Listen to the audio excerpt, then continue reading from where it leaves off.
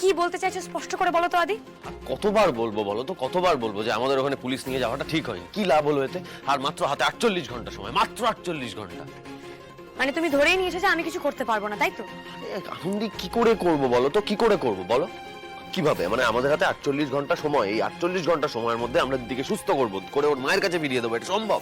তার উপর ওর বাবা যেমন টাকা তেমন প্রতিপত্তি তেমন ক্ষমতার জোর। ওর বাবা যদি এখন মেয়েকে নিয়ে আমেরিকায় চলে যায় তাহলে আমরা আটকাতে পারবো? সে ক্ষমতা আছে আমাদের? তুমি কি বলছো আমি কিছু বুঝতে পারছি না। কি আর বলবো, একটা মেয়ে তার মায়ের থেকে আলাদা হয়ে গেল আমাদের হটকারিতার জন্য, আর আমরা কিচ্ছু করতে পারলাম না। এখনো আলাদা হয়ে যায়নি আদি। আর আমি বুঝতে পেরেছি তুমি কি বলতে চাইছো। তুমি বলতে চাইছো যে ডক্টর সুপর্ণা আর দিতি আমার জন্য আলাদা হয়ে যাবে, তার জন্য আমি দায়ী থাকবো, সব দোষ আমার, তাই তো? আরে না না, এটা কি বলছো তুমি? এসব কেন বলছো এই ধরনের কথাবার্তা আনন্দি? কি হয়েছে তোমার আমাকে বলো তো? তুমি তো ভালোর জন্যই করতে গেছিলে, তুমি তো সমাধান করতে গেছিলে সমস্যার, তাই না? তাছাড়া এই যে পুলিশ নিয়ে যাওয়ার ঘটনাটা, এই সিদ্ধান্তটা, এটা তো আমাদের তিনজনের ছিল। হ্যাঁ, ব্যাকফায়ার করেছে সেটা অন্য কথা। তাহলে তুমি এত কেন রেগে যাচ্ছ আমার উপরে, এত নেগেটিভ কথা কেন বলছো? আরে বাবা, তুমিই সেই মানুষটা যে আমাকে ওই হসপিটালে বেডে শুয়ে শুয়ে বলেছে যে আমার অপারেশন করো, যেখানে তুমি নিজে জানো যে তোমার বাঁচার চান্স 1%। তারপরও তুমি এই কথাগুলো বলেছো, তাহলে আজকে কেন এই কথাগুলো বলছো? আমি আমি ভয় পেয়ে গেছিলাম আনন্দি। একজন মা মেয়ে দুজনে আলাদা হয়ে যাবে, এই ভয়টা আমাকে কুড়ে কুড়ে খাচ্ছিল। আমি তোমাকে বোঝাতে পারছি না, আমি কিভাবে বোঝাই তোমাকে। আমি আমি আমি এটা কখনো মেনে নিতে পারবো না, জানো তো। কিন্তু বিশ্বাস করো, আমি তো তোমাকে ভুল বুঝিনি। তুমি কখনো এরকম কিছু করতে পারো না, তোমার জন্য কিছু হয়নি। তুমি তো ভালোই চাও, তুমি তো আমার শক্তি, তুমি তো আমার ভালোবাসা।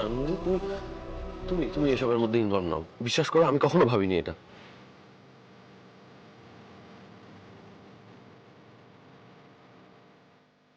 কি একটা কঠিন ধাঁধার মধ্যে আমরা সবাই মিলে জড়িয়ে পড়লাম বলতো। একদমই তাই। যত দিন যাচ্ছে তত তত বিষয়টা আরো জটিল হচ্ছে। দেখো, মানে ইচ্ছে করে মনে হচ্ছে যেন কেউ কেউ জব পাকিয়ে দিচ্ছে। আমাদের না এত প্রবলেমের দিকে ফোকাস করলে হবে না আদি, সলিউশনের কথা ভাবতে হবে, তাহলে একটা না একটা পথ বেরোবে। কালকে এরকম সময় মেয়েটা ওইখানে শুয়েছিল, আর এখন দেখো বাবার কাছে চলে গেল। কিছু করারও নেই, কোর্টের অর্ডার। আবার কাল সকাল হলেই হসপিটালে চেক আপ করাতে চলে আসবে। কি অদ্ভুত না? তুমি দিদিকে খুব মিস করছো, তাই না আদি? আমি দিদিকে একা মিস করছি, তুমি মিস করছো না? কালকে রাত্রেবেলা যতক্ষণ দিদি এখানে ঘুমিয়েছে, তুমি বারবার উঠে দেখেছো দিদির কোনো অসুবিধা হচ্ছে কিনা, ওর গা থেকে চাদর সরে যাচ্ছে কিনা।